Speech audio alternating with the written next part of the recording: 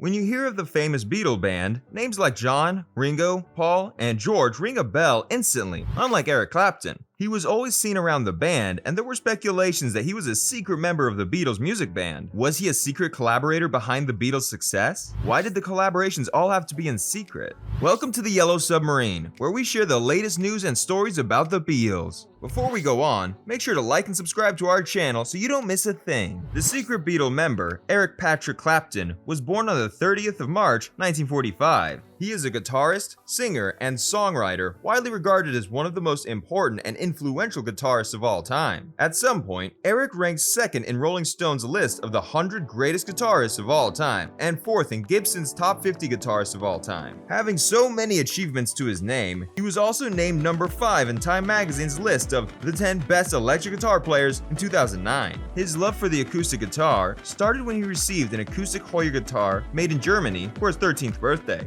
His only challenge was the inexpensive steel-stringed instrument, the guitar. It was difficult to play and he briefly lost interest. After 2 years, he picked it up again and played consistently.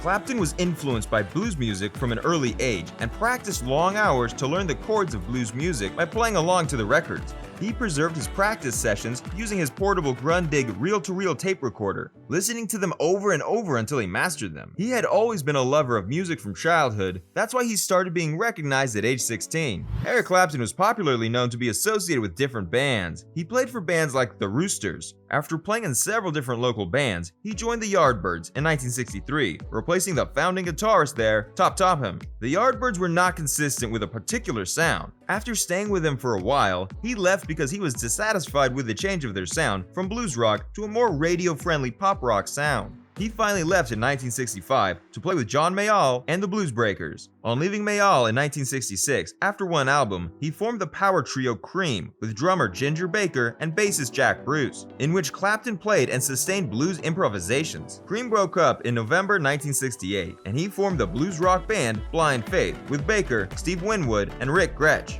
recording one album and performing on one tour before they broke up again. Having joined different bands that ended up not being successful, Clapton embarked on a solo career in 1970. In the course of his solo career, Clapton has performed with the likes of Delaney and Bonnie and Derek and the Dominoes, with whom he recorded the song Layla, which turned out to be one of his signature songs. He succeeded in recording several successful solo albums and songs over the next several decades. He also did a cover of Bob Marley's I Shot the Sheriff in 1974. However, tragedy struck after he lost his son. After the death of his son Connor in 1991, Clapton's grief was expressed in the song Tears in Heaven, which appeared on his Unplugged album, and in 1996, he had another top 40 hit with the R&B crossover Change the World. In 1998, he released the Grammy Award-winning My Father's Eyes. Since 1999, he has recorded several traditional blues and blues rock albums and hosted the periodic Crossroads Guitar Festival. Even now, he is still involved in music. His most recent studio album is Happy Xmas, which he released in 2018. For his solo performance and involvement with different bands, he has bagged several awards to his name. Eric has received 18 Grammy Awards as well as the Brit Award for Outstanding Contribution to Music. In 2004, he was awarded a CBE for music services. He has received 4 Ivor Novello Awards from the British Academy of Songwriters, Composers, and Authors, including the Lifetime Achievement Award.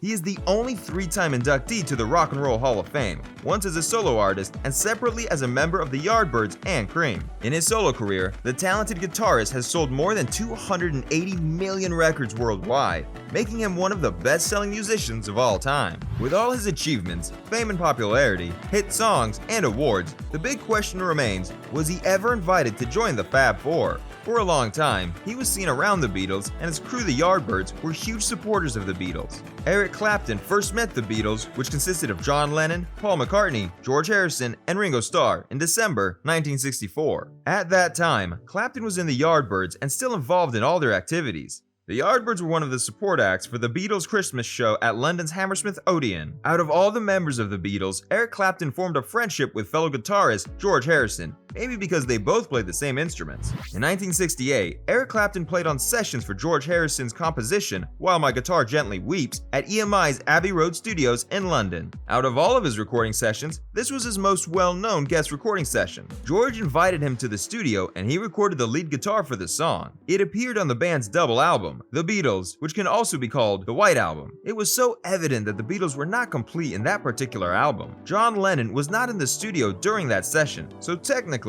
Eric never recorded with the Beatles as a complete unit. The instruments you could spot on the finish were George Harrison's vocals and the guitar, Eric Clapton playing the lead guitar, Paul McCartney on the piano and bass, and Ringo Starr on drums. After the studio session, that was when the fight between George Harrison and John Lennon ensued, which led to George quitting the band. George left on the 10th of January, 1969. He decided to quit the Beatles and go solo. He left the studio when the Beatles were filming and recording all of their sessions at the time, which would eventually come out as Let It Be in 1970. After Harrison left the studio, John Lennon, Ringo Starr, and film director Michael Lindsay Hogg discussed what to do if George did not return for the planned live performance. The entire conversation was recorded though. John Lennon said that if George doesn't come back by Monday or Tuesday, they would get Eric Clapton to play. This suggestion made Ringo Starr inquire why Clapton left Cream. Lennon replied that Clapton would be pleased to join the Beatles, but that he left Cream because almost all the members were all soloists. They all preferred to sing their songs. He then asserted that the Beatles would give him full scope to play his guitar. John went on to say that he wanted the band to continue with or without George, but would be willing to start his band if necessary. Michael Lindsay was not the founder of the Beatles, but tried to establish a consensus of continuing the Beatles even without George. Even though it was more of John's duty, Lindsay was responsible for the Beatles' continuity after George left. According to the recorded tape, Lennon was overheard saying, "Yes, if he doesn't come back by Tuesday, we get Clapton." At that point in the discussion, Yoko Ono, sensing John's attention drifting from her, began screeching his name into a microphone. The conversation ended and the recording session continued. The Beatles never discussed Eric joining them. Well, Lennon is known for always shooting his mouth off. His pronouncement may be one more in a long line of over-the-top statements, or maybe he thought his comments would quickly get back to George and make him reconsider his decision about leaving the group. No matter Lennon's intent, the proposition did eventually get back to Eric Clapton. When asked about his thoughts on joining the Beatles in 1998, he said the idea was absurd. He said, "There may have been a suggestion that I would be asked to join the Beatles in January 1969. The problem with that was, I had bonded or was developing a relationship with George, exclusive of them. I think it fitted a need of his and mine, that he could elevate himself by having this guy that could be like a gunslinger to them. Lennon would use my name now and then for clout as if I was the fastest gun. So I don't think I could have been brought into the whole thing, because I was too much a mate of George's." He never admitted to being a member of the Fab Four officially, but this only increased more speculation. John Lennon never got Clapton to join the Beatles. He did recruit him for the Plastic Ono Band in September 1969. After the first project, consecutively, Clapton would work with all four men on solo projects. They all recognized Clapton's talent and wanted to work with him. In 1969, Lennon called on Clapton, as well as Starr, for the recording and production of Cold Turkey, which was written by Ono and released under the Plastic Ono Band. Later on, Starr teamed up with the award-winning guitarist for his 1976 This Be Called a Song, which was written by Clapton. Several decades later, they released Never Without You in 2003. Eric was working on a tribute song, Freedom, and McCartney teamed up with him on this song and also In My Valentine. McCartney returned the favor, providing backing vocals on Clapton's 2013 All of Me. Eric Clapton did not just collaborate with the band as a whole, but he also played with each of the four members independently on their solo endeavors. On top of that, he became best friends with Harrison and even ended up sharing an ex-wife, Pattie Boyd. Even though he was not a member of the Beatles, the Fab Four all shared a mutual respect for Clapton, who came close to becoming a Beatle himself and worked closely with them for 5 decades. Before we end today's video, what do you think about Eric Clapton joining the Beatles? Would he have been a perfect replacement for George? Let us know what you think in the comment section below. And if by now you haven't, ensure you subscribe to our channel so you don't miss any new updates from us.